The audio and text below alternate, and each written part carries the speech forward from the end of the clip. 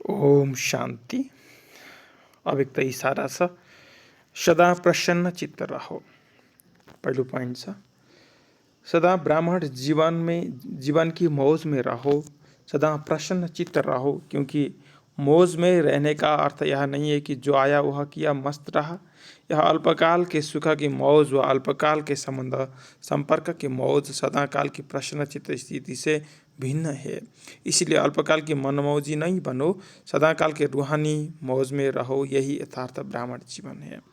त बाबाले बताउनु भयो कि सदा ब्राह्मण जीवनको मौजमा रहनु छ, सदा प्रसन्न चित्त रहनु छ। तर मौजमा रहनुको अर्थ यो होइन कि अल्पकालको सांसारिक सुखमा अलमस्त हुनु। त बाबाले बताउनु भयो कि रूहानी मौजमा रहनु नै यथार्थ ब्राह्मण जीवन हो। 2, आपके बुद्धि रूपी कंप्यूटर में सदा फुल स्टॉप की मात्रा आए, क्वेश्चन मार्क, आश्चर्य की मात्रा खत्म, इसको कहा जाता है सदा प्रसन्न चित्त। जिसका चित्त प्रसन्न होता है उसके मन बुद्धि के व्यर्थ की गति फास्ट नहीं होती। सदा निर्मल निर्माण होने के कारण सभी को अपने प्रसन्न चित्त की छाया में शीतलता देंगे। कैसा भी आग समान जला हुआ गर्म दिमाग का हो, लेकिन प्रसन्न चित्त के वाइब्रेशन की छाया में शीतल हो जाएगा। तपाईको बुद्धि रूपी कम्प्युटरमा सदा फुल स्टपको मात्रा लागोस्, क्वेश्चन मार्क, आश्चर्यको मात्रा खत्म, यसलाई भनिन्छ सदा प्रसन्न चित्त रहनु। जसको चित्त सदैव प्रसन्न हुन्छ उसको मन बुद्धिमा व्यर्थको गति फास्ट हुँदैन, सदा निर्माण हुन्छ। निर्माण हुनुको कारणले सबैलाई प्रसन्न चित्तको छायामा शीतलता दिन्छ। जस्तो सुकै आग समान जलेको गरम दिमागवाला व्यक्ति होस्, तर प्रसन्न चित्तको भाइब्रेसनको छायामा शीतल हुन्छ। 3 नंबर छ, ब्राह्मण जो सच्चे हैं, ब्राह्मण जीवन में श्रेष्ठ जीवन के लक्ष्य वाले हैं। उनकी विशेषता है प्रसन्नता। चाहे कोई गाली भी दे रहे हो तो भी आपके चेहरे पर दुख की लहर नहीं आनी चाहिए। प्रसन्न चित्त गाली देने वाले भी गाली देने वाला भी थक जाएगा। यह नहीं कि उसने 1 घंटा बोला, मैंने सिर्फ 1 सेकंड बोला, सेकंड भी बोला या सोचा, शकल पर अप्रसन्नता आई तो फेल हो गए। ऐसे नहीं, इतना सहन किया फिर भी गुब्बारे से गैस निकल गई तो गैस वाले गुब्बारे नहीं बनना। तो बाबाले बताउनु भयो कि ब्राह्मण जीवन सच्चा जीवन, जसले यो जीवनमा जिउँछ, ब्राह्मण जीवनमा श्रेष्ठ जीवनको लक्ष्यवाला हुन्छ, उसको विशेषता नै प्रसन्नता हो। चाहे कसैले गाली पनि दिइरहेको छ भने तिम्रो चेहरामा दुःखको लहर आउनु हुँदैन। त्यो बेलामा पनि प्रसन्न चित्त रहोस्। गाली दिनेवाला थाकोस्, तर यो पनि होइन कि उसले 1 घन्टा बोल्यो, मैले त केवल 1 सेकेन्ड मात्रै बोलेँ, यो पनि होइन। केवल सोच्यौ मात्रै भने पनि, सक्कलमा चेहरामा अप्रसन्नता आयो भने पनि फेल हुन्छौ। यस्तो होइन कि मैले यति धेरै सहन गरेँ तर फेरि के त सहन गर्दा गर्दै फुत्त मुखबाट निस्क्यो, यस्तो पनि होइन भन्नुहुन्छ बाबाले। 4 नंबर छ, प्रसन्नता अगर कम होती है तो उसका कारण प्राप्ति कम, और प्राप्ति कम का कारण कोई न कोई इच्छा है। इच्छा का फाउंडेशन ईर्ष्या और अप्राप्ति है। बहुत सूक्ष्म इच्छाएं अप्राप्ति की तरफ खींच लेती है। फिर रॉयल रूप में यही कहते हैं कि मेरी इच्छा नहीं, लेकिन हो जाए तो अच्छा। लेकिन जहाँ अल्पकाल की इच्छा है वहाँ अच्छा हो नहीं सकता। तो प्रसन्नता कम हुनुको कारण पनि हैन, कुनै न कुनै इच्छा, प्राप्ति कम र इच्छाको फाउंडेशन फेरि ईर्ष्या र अप्राप्ति हो। सूक्ष्म रूपमा इच्छा अप्राप्तिको तरफ खिच्छ। फेरि रोयल रूपमा यही भन्छन् कि मेरो इच्छा त छैन तर भयो भने राम्रो। तर जहाँ अल्पकालको इच्छा छ त्यहाँ राम्रो हुनै सक्दैन भन्नुहुन्छ बाबाले। 5 नंबर छ, बाप दादा ने देखा मेजोरिटी अपनी कमजोर संकल्प पहले ही इमर्ज कर लेते हैं, पता नहीं होगा या नहीं होगा।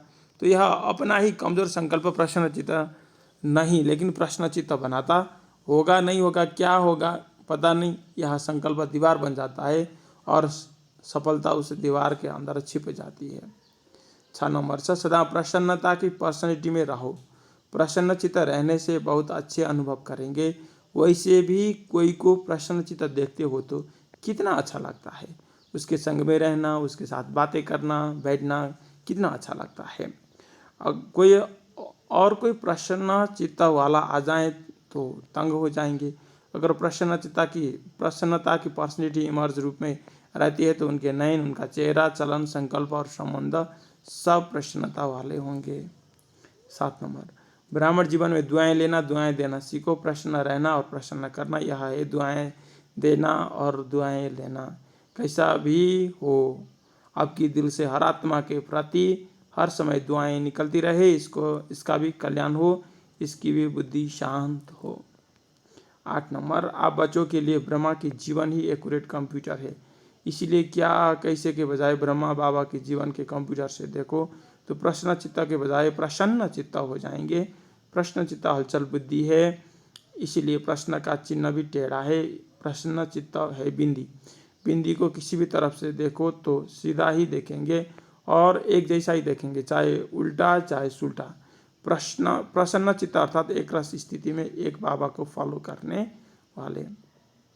9 नंबर, संतुष्टता और विशालता का प्रत्यक्ष स्वरूप हर ब्राह्मण के चेहरे पर प्रसन्नता की निशानी दिखाई दे। प्रश्न चित्त नहीं लेकिन प्रसन्न चित्त, चेहरे पर संकल्प और स्वरूप की अविनाशी प्रसन्नता। तो संतुष्टता, विशालता और प्रसन्नता, यह है 18 अध्याय की समाप्ति। त बाबाले आज प्रसन्नचित्त रहने भिन्न भिन्न विधिहरू बताउनु भयो। त पहिलोमा बताउनु भयो कि प्रसन्नचित्त रहनु भनेको रुहानी मौजमा रहनु, दुनियावी मौजबाट निस्केर रुहानी मौजमा रहनु, यो नै प्रसन्नचित्त हुनु हो। र 2 नम्बरमा बाबाले बताउनु कि फुल स्टप लगाइदेऊ, जे भयो राम्रो, जे भइरहेको छ राम्रो, जे हुनेवाला छ राम्रो। यदि फुल स्टप लगाउन सक्छौ भने होइन त्यहाँ चाहिँ के त भन्दा प्रसन्नचित्त रहन सक्छौ। 3 नम्बरमा बाबाले बताउनु भयो कि चाहे जस्तो सुकै व्यक्ति होस् सबैसँग प्रसन्न रहँ, सबैलाई खुसी बनाउनु होइन। त्यसकारण के त हर कोही व्यक्तिलाई पनि दुखीलाई सुखी बनाउने व्यक्ति नै प्रसन्नचित्त रहन सक्छ। 4 नम्बरमा बाबाले बताउनु भयो कि सानो इच्छा मात्रै छ भने पनि प्रसन्नचित्त रहन सक्दैन, त्यसकारण इच्छा मात्रमा विद्या रहनु नै प्रसन्नचित्त हो। 5 नम्बरमा मेजोरिटी आफ्नो कमजोर सङ्कल्पको कारण प्रसन्नचित्त रहन सक्दैन, त्यसकारण के त भन्दाखेरि आफूमा निश्चय छैन भने, संशय छ भने पनि प्रसन्नचित्त रहन सक्दैन। हुन्छ हुँदैन के होला पत्ता नै होइन, यस्तो खालको सङ्कल्प पनि दीवार बन्छ र सफलता प्राप्त गर्न दिँदैन। जसले सफलतालाई प्राप्त गर्दैन ऊ खुसी हुन सक्दैन। 6 नम्बर छ कि प्रसन्नचित्त जो छ उसको पर्सनालिटी कति राम्रो हुन्छ। जो प्रसन्नचित्त हुन्छ उसँग सबै तङ्ग हुन्छन्, जो प्रसन्नचित्त हुन्छ उसको चलन चेहरामा रोयल्टी हुन्छ, यस्तो व्यक्तिसँग सबै नजिक रहन चाहन्छन्।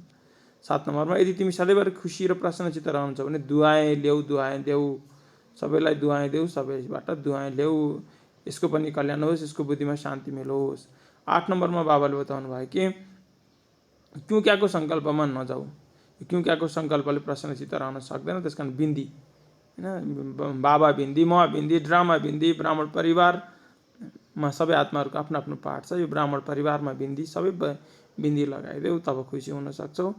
9 नम्बर छ सन्तुष्टता, विशालता र प्रसन्नताको आधारले सदा खुश रहनु छ। ओम शान्ति।